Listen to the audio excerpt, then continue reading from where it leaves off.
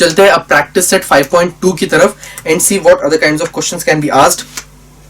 Practice set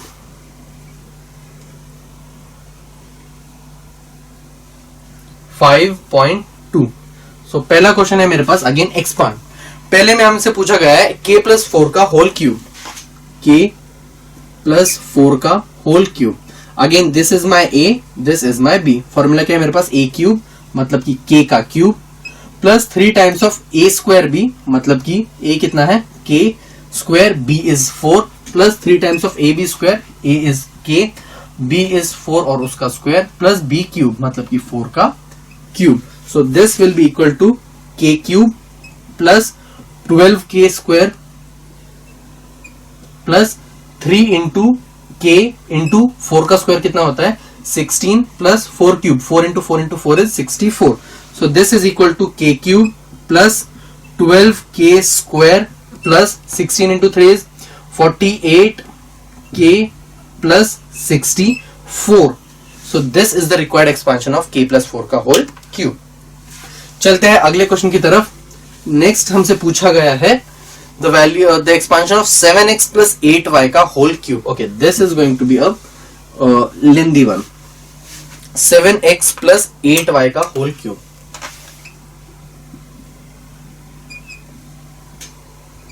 so this is a कितना है मेरे पास? 7x, b है मेरे पास 8y. तो ये हो जाएगा सबसे पहले तो a क्यूब मतलब कि 7x का whole cube plus 3 times of a square मतलब कि 7x का स्क्वायर multiplied by 8y plus 3 times of a मतलब कि 7x मल्टीप्लाइड बाय 8y का स्क्वायर प्लस 8y का क्यूब. ओके, अब 7 का क्यूब कितना होता है? 343 into x cube.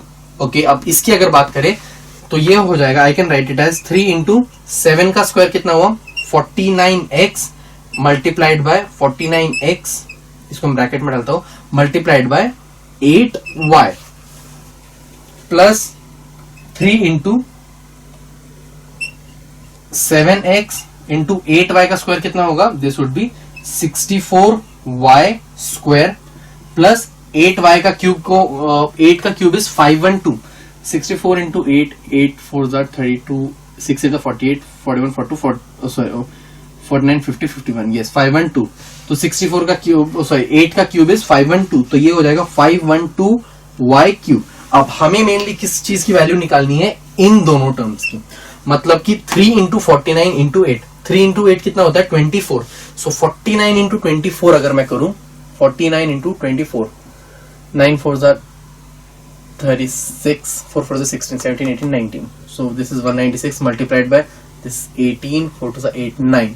So this is equal to 6, 1, 7. This would be equal to 1176. So this will be equal to 343 x cube plus 1176 x into y, क्योंकि ये x और y उसके साथ है. So this x into y, क्योंकि variables को हम छोड़ नहीं सकते. Although we just had to multiply the numbers, but variables को हम एंड में जरूर लिखेंगे उनके साथ. यहां पर क्या है? 64 इंटू 7 इंटू 3 कितना हुआ? 7 3 21. सो 64 इंटू 21,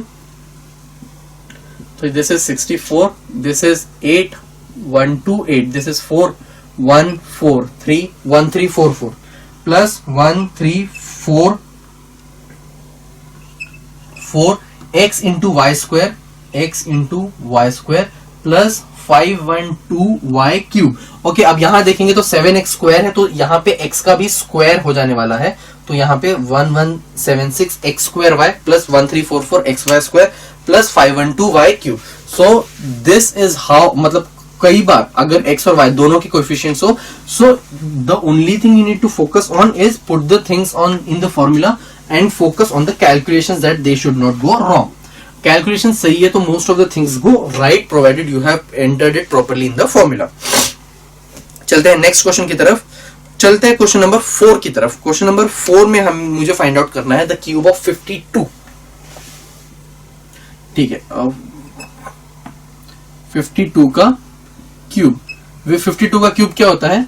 50 प्लस 2 का क्यूब. अब ये है मेरे पास a, ये है मेरे पास b.